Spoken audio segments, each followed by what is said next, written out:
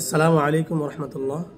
আমাদের সিরিজের শেষ পর্বে আপনাকে স্বাগত। শিক্ষকতা বা ইমামতির পাশাপাশি আপনাকে অনেক সময় প্রশাসনিক বা পেশাগত কাজ করতে হয়। আজ দেখব এআই কিভাবে সিভি, আবেদনপত্র, পরীক্ষার রুটিন, পরীক্ষার নোটিশ তৈরি করতে আমাদেরকে সাহায্য করে। মনে করুন আপনি শিক্ষকতা বা ইমামতির চাকরির জন্য একটি সিভি তৈরি করতে চান। তাহলে আপনি এআইকে নির্দেশ দিন।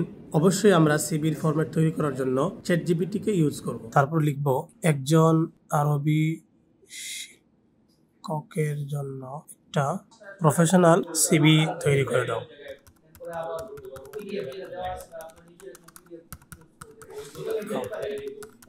যোগ্যতা হচ্ছে দাওরা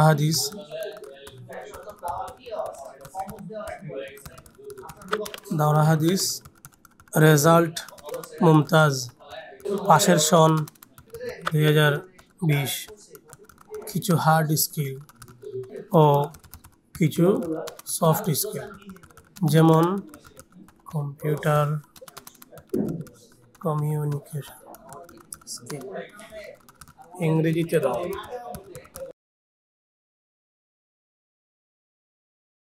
দেখুন এআই কত সুন্দর করে একটি সিভির ফরম্যাট তৈরি করে দিয়েছে। এখানে আপনি আপনার তথ্যগুলো বসিয়ে দিন। তারপর আমরা ক্যানভাতে যাব, টেমপ্লেট সার্চ দিব সিভি ফরম্যাট।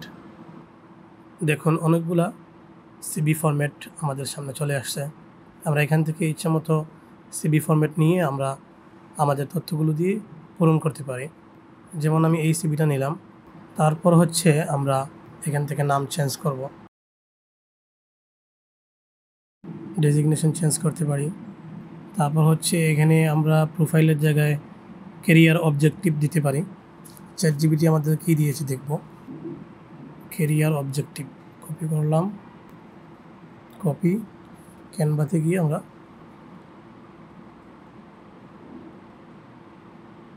পেস্ট। তারপর হচ্ছে এখানে একটা ডিফল্ট টেক্সট দেয়া আছে। আমরা চ্যাটজিপিটিতে যাব, টেক্সটটা কপি করলাম,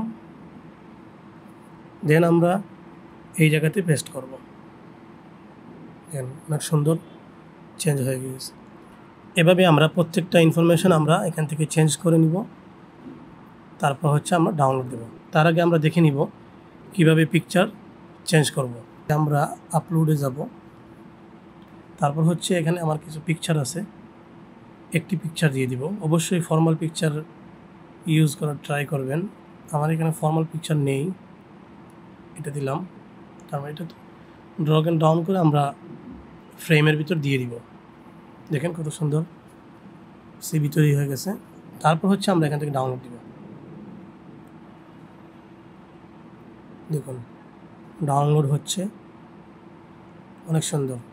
একইভাবে ছুটির আবেদন, পরীক্ষার রুটিন, পরীক্ষার নোটিশ তৈরি করতে পারি খুব সহজেই। চলুন আমরা ট্রাই করি। মাদ্রাসার পরীক্ষার জন্য একটি নোটিশের ফরম্যাট দাও। চাইলে আমরা তারিখ দিয়ে দিতে পারি, যেমন 12/10/2025 থেকে 30/10/2025 পর্যন্ত পরীক্ষা অনুষ্ঠিত হবে। দেখুন অনেক সুন্দর আমাদেরকে পরীক্ষার নোটিশ তৈরি করে দিয়েছে। এখন চাইলে আমরা সহজেই বিষয়বস্তুর নাম দিয়ে, তারপর হচ্ছে কোন পরীক্ষা কোন দিন হবে তার নাম দিয়ে আমরা সহজেই রুটিন তৈরি করা যেতে পারে। যদি আমি বলি যে প্রতিদিন একটা করে পরীক্ষা হবে এবং কোন দিন কোন পরীক্ষা হবে ওইটা যদি আমরা লিখে দিই, তাহলে সে ওই অনুযায়ী একটি রুটিন তৈরি করে দিবে।